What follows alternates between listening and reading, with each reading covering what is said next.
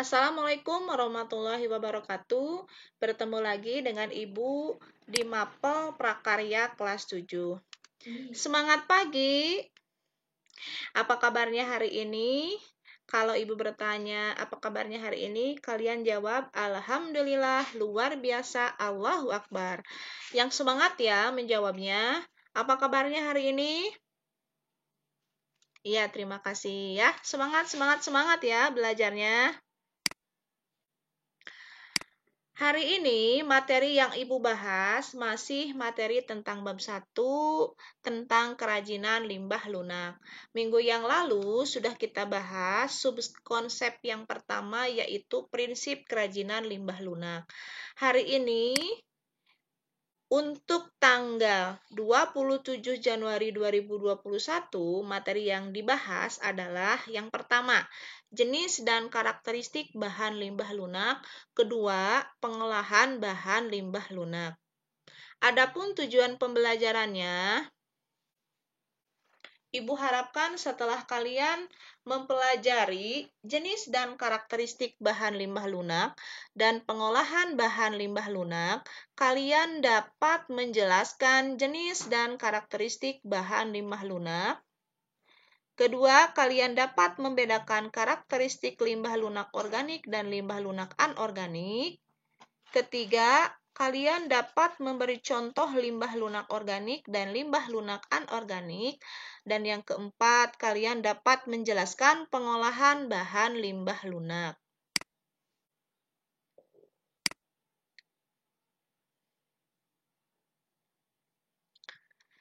Jenis dan karakteristik bahan limbah lunak. Apa yang dimaksud dengan limbah lunak? Ini ya. Limbah lunak mengacu pada sifat lunak, yaitu limbah yang bersifat lembut, empuk, dan mudah dibentuk. Limbah lunak dikategorikan dalam bentuk limbah lunak organik dan limbah lunak anorganik. Jadi limbah lunak ini terbagi menjadi dua. Ada yang pertama, limbah lunak organik, dan yang kedua adalah limbah lunak anorganik.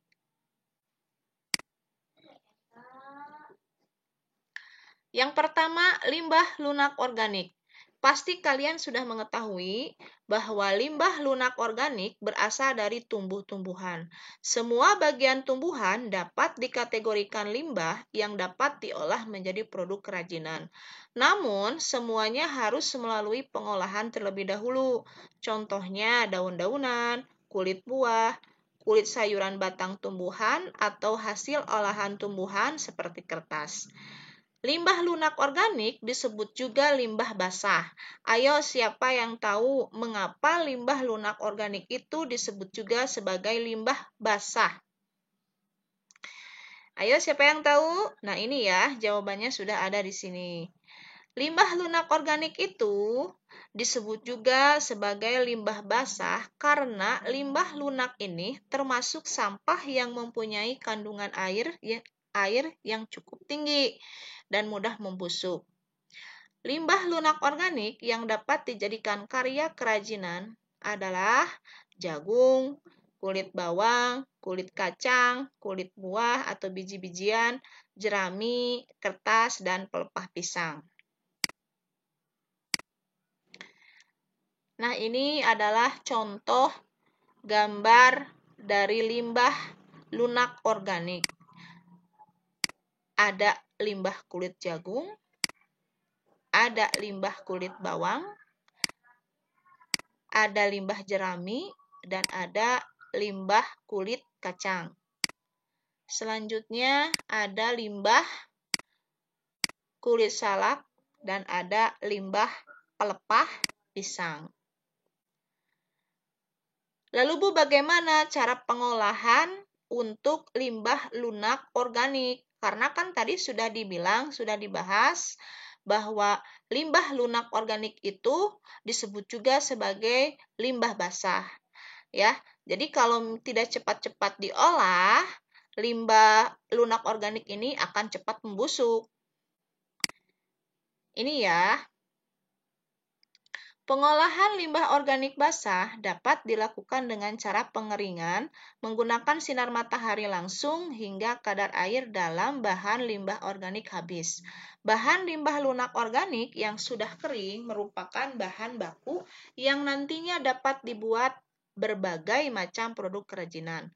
Proses bahan baku menjadi bahan yang siap pakai ditentukan oleh pengrajin sesuai tujuan si pembuat karya kerajinan. Yang kedua, limbah lunak anorganik. Limbah lunak anorganik berasal dari bahan olahan dengan campuran zat kimiawi dan menghasilkan bahan yang lembut, empuk, lentur, dan mudah dibentuk serta diolah dengan bahan yang sederhana. Sifat dari limbah lunak anorganik sulit terurai dan memerlukan waktu yang lama. Limbah lunak anorganik umumnya berasal dari kegiatan industri, pertambangan, dan domestik dari sampah rumah tangga. Contohnya, plastik kemasan, ada kotak kemasan, kain perca, karet sintesis, dan styrofoam. Di sini ada contoh gambar limbah lunak anorganik. Ada limbah plastik kemasan,